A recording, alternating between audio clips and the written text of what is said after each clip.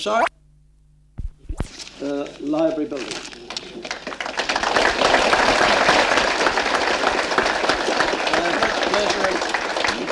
I have much pleasure in asking the Minister if he'll be good enough to carry out this function. Thank you very much. Look up to you now. Mr. Parsons, Dr. Longworth, Mr. Hoffert, Miss Swinburne, members of the Swinburne family, members of the State Parliament, and ladies and gentlemen.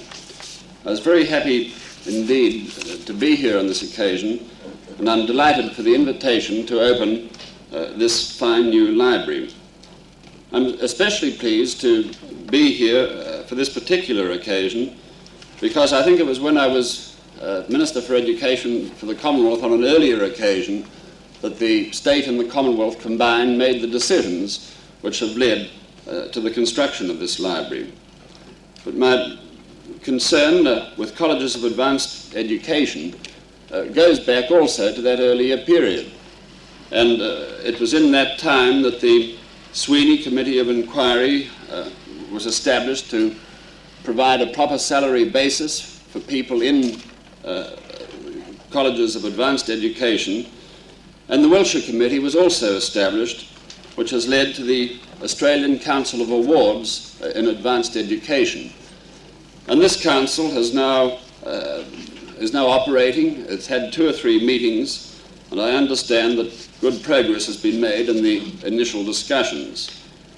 The talents and inclinations of many students are more directed to the colleges than to the types of course and to the opportunities available in universities.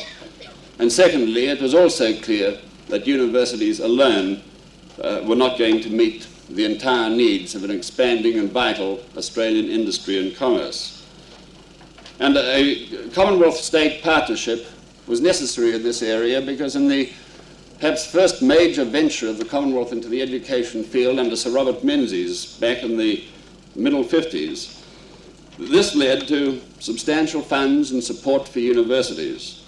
And I think that up to the early middle part of the 1960s, large funds were going to universities under the joint programs, but in this time the colleges were to extent languishing. They were financed entirely by the states without additional support. But with the joint programs, we have, and with what I've said, we have the basic reasons for the support of the colleges of advanced education. Their purpose broadly is to widen the types of courses that are available to students and to widen the opportunities for students at the tertiary level. And the colleges of advanced education certainly do this. A much greater provision of opportunity at the tertiary level is beginning to lead to problems which other countries have felt, certainly so far, much more acutely than Australia. And that concerns the important question of the future employment of graduates and diplomats. At the present moment, I think we only see the very beginnings of this problem to the extent that it is a problem in Australia. And it's confined to fairly narrow areas. For example, women's arts graduates and doctorates of philosophy. Of course, the immediate problem can be overemphasized, and I think sometimes is. In many fields, perhaps most, there's a reasonable balance of supply and demand of people trained in our tertiary institutions. But we must ensure that the apparent imbalance in some areas is corrected to the extent that we're capable of doing so. The report of the chairman of the Australian Vice-Chancellors Committee for the period 1967 to 1970 points to the present special areas of concern. As I mentioned earlier, women's arts graduates and doctorates of philosophy, graduates with training in a highly specialized field.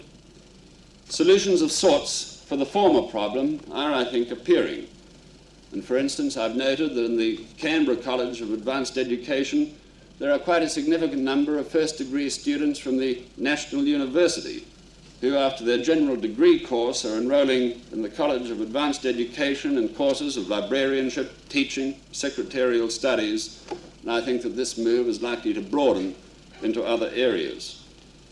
But this may not be the only kind of solution to this problem. The doctorate of philosophy is a somewhat different one, because, as the Vice-Chancellor's Committee pointed out in his report, the employment problems of doctorate graduates arise partly from the highly specialized nature of their work, of their training, while universities themselves can absorb only a very limited percentage of them. A few years ago in Australia, nearly all the successful doctorate graduates were probably re-employed in universities as teachers or as research people. But this is no longer the case because of the much greater production of doctorates. But unlike the chairman of the Vice-Chancellor's Committee, I believe we must try and do more to solve the potential problems. We can't leave it to the student alone to solve through assessment of his employment prospects on graduation. As you well know, training in a particular area doesn't create a right to a particular job. There must be close two-way liaison between employers and colleges and universities to enable students to be given the best possible guidance. In other words, if students are not assisted in channeling the supply of skills they provide broadly towards the demands of a community, then we face an imbalance and a waste of human resources at a most important level. I discussed the matter with the chairman of the Universities Commission, Professor Carmel. Commission for the next triennium, the fifth report is out of the way. He'll be devoting attention to it in consultation with universities, Department of Labour and National Service. I think I should stress that in pointing to the specialised nature of the training of doctorates, and I've devoted some few moments to this problem, I don't cast myself as a critic of universities for producing such people. Employers of doctorates of philosophy themselves, I think, need to realise that today a doctorate is vocational only for a very limited few. Employment of a doctor of philosophy ought to be regarded as employment of a trained mind to give greater depth to vocational skills probably acquired on the job.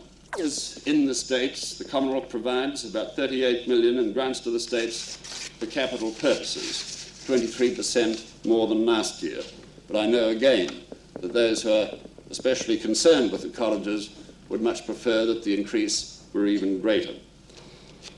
With money of such proportions, it's rewarding for me to see this library as the latest evidence of the cooperation and faith of the state and the Commonwealth governments in the whole concept of the colleges of advanced education. I'd like to say one word in particular about libraries, which I often regard as the most important part of any institute of learning, higher education, possibly the most important part of a secondary school. The science program that the Commonwealth has for secondary schools assists scientists or would-be scientists. But a modern library in a secondary school or a modern library well equipped in a college of advanced education will be of enormous advantage, indeed will fill a quite essential purpose for all those who are passing through the particular institution.